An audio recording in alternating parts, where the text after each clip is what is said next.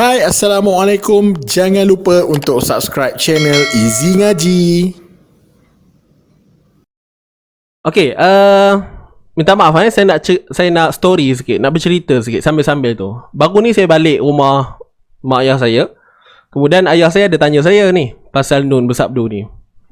Dia tanyalah, Hadi, kalau macam imam kan, contoh lah, kalau macam imam baca pada Nun bersabdu ni, imam ya, baca pada Nun bersabdu ni, kalau tak dengar ke salah ke? Soalan dia. Dia masuk salah ke? Ataupun dia jadi terbatal ke solat ke apa? Faham tak soalan tu? So ayah saya dia bertanya saya tentang itulah. Jadi tuan-tuan dan puan, soalannya ialah kalau kita jadi imam lah, khususnya kepada para kaum lelaki kan, bila jadi imam. Contohlah ayat ni kita baca Hudal linna tak ada dengung, kita buang dengung tu. Hudal linna. Okey, bayangkan imam baca begitulah, contoh kan, kita letakkan contoh. Kita bagi situasi sebenarnya. Kita bagi situasi dan kita nak cuba fikir. Sama-sama kita fahamkan. Baik, sekarang ni sebelum saya jawab, saya nak tanya tuan puan dulu. Kalau baca begitu, adakah ianya kesalahan yang besar? Kalau imam baca macam tu, hudallin, contoh tak dengung, hudallin nasi wa bayyina. Jom sama-sama kita fikir tuan-tuan. Cuba tuliskan di ruangan komen. Okey, saya nak tengok kita punya sahabat-sahabat punya buah fikiran, ilmu-ilmu. Mana tahu ada yang saya boleh ambil juga kan. Ada kesalahan besar ke tidak tu?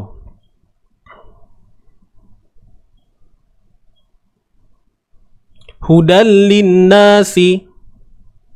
Sepatutnya kita dengung. Contoh macam ni. Hudallin nasi wa bayyina. Tapi bacanya begini. Hudallinna, tak ada dengung. Itu soalan dia. So soalan dia yang saya nak tahu tadi, yang nak minta tuan puan jawab tadi, adakah ada kesalahan besar?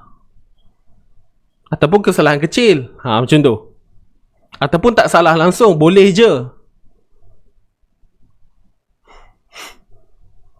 Ada tiga lah. Kesalahan besar, kesalahan kecil, ataupun tak ada apa-apa. Nothing. Okey je.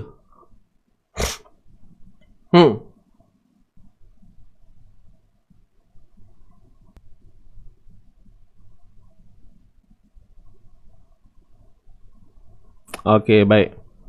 Alhamdulillah. Kenapa saya timbulkan benda ni? Supaya kita nakkan kita lebih cakna lah tuan-puan. Dan moga-moga dengan apa yang saya cuba timbulkan ni, kita boleh hindari daripada berlakunya perkara sebegini. Tapi tak apa, saya wujudkan persoalan dulu dan insyaAllah kita akan bincang.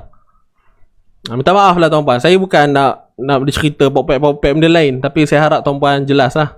Takut ada yang tak suka kan, kata apa ustaz ni nak ngajar ke nak cerita benda lain. Okey, saya punya cara beginilah, saya bimbang takut ada yang kurang suka kan.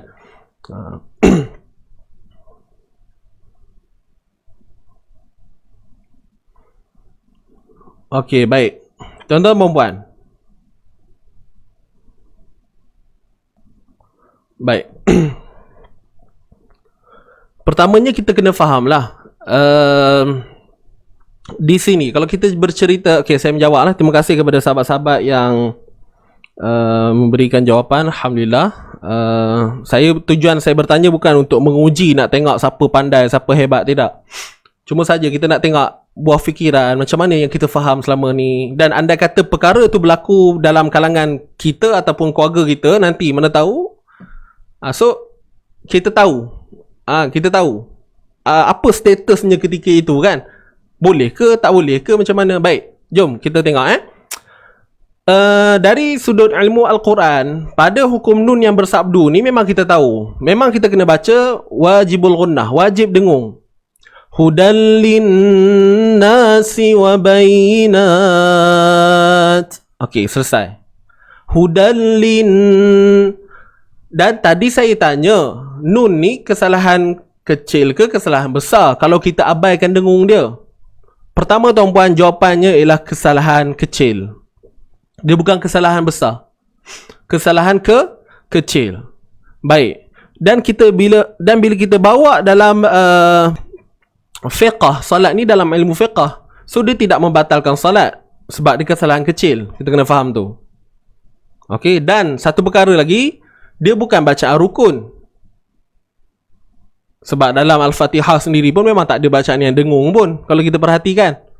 Okey, ni ceritanya kalau surah lazim lah, ayat ni lah contohnya kan. Dia adalah kesalahan kecil, tu yang pertama. Kesalahan yang kecil. Kesalahan kecil ni apa? Kesalahan ataupun diistilahkan sebagai lahnu khafi. Lahnu khafi ni kesalahan kecil ataupun kesalahan tersembunyi. Bila kata kesalahan tersembunyi ni, maksudnya ianya adalah satu kesilapan ataupun kesalahan yang dikesan, yang boleh dikesan oleh ahlinya sahaja. Bila kata ahlinya sahaja ni ialah orang yang belajar tentang Quran, dia ada ilmu, dia ada pengetahuan tentang Quran, guru-guru Quran, orang yang memang mahir, yang memang berkecimpung dengan bidang Quran. Itu yang dimaksudkan orang yang ahlinya tadi. Bukannya khusus pada guru Quran je, tidak. Kalau kita adalah orang yang faham tentang Quran, kita belajar, so kitalah tergolong dalam ahlinya tu.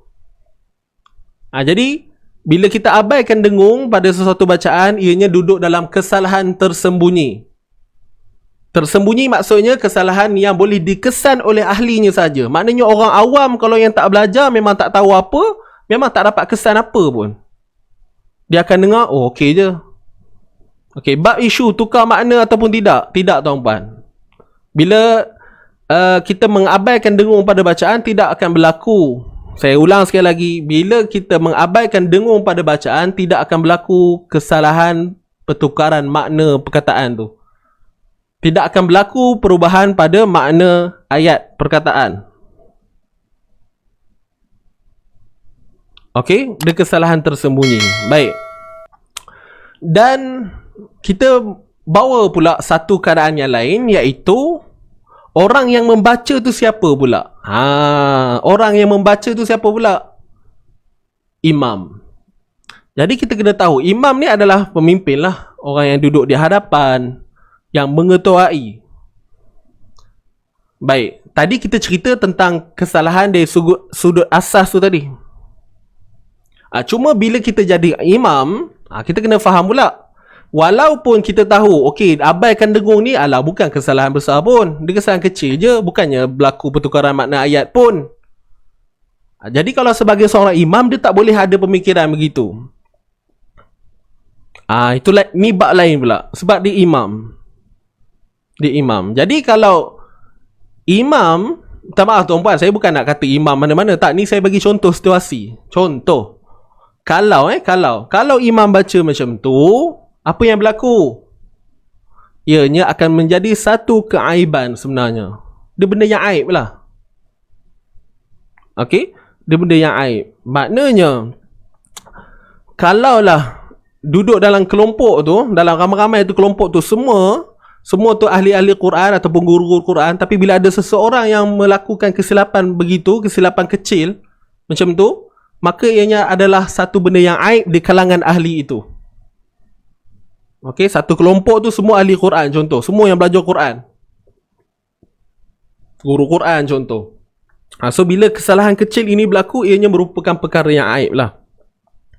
Tambahan pula bila kita kita duduk di hadapan mengetuai solat. Nampak tak?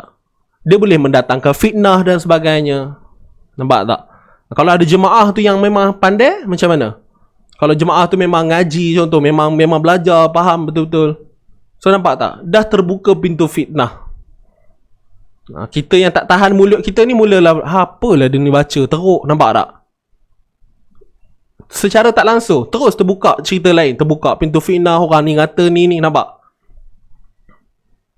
Time tu syaitan bertepuk tangan lah, nampak? Kan? Dia banyak lah, dia punya terbuka, cabang ni terbuka, ni terbuka, ni terbuka, itu. Jadi kesimpulan dia apa? Sebab tu pentingnya ilmu tu lah. Tapi tuan-puan, bila saya cakap macam ni, tuan-puan janganlah kata, khususnya para lelaki, janganlah kata, tak nak jadi imam lepas ni. Jangan macam tu. Jadikan apa yang saya cuba sampaikan ni sebagai satu titik permulaan buat kita. Kita rasa lebih semangat untuk mendalami. Awal-awal tu memang takut lah tuan-puan. Okey? Memang takut. Menggeletar. Okey? uh,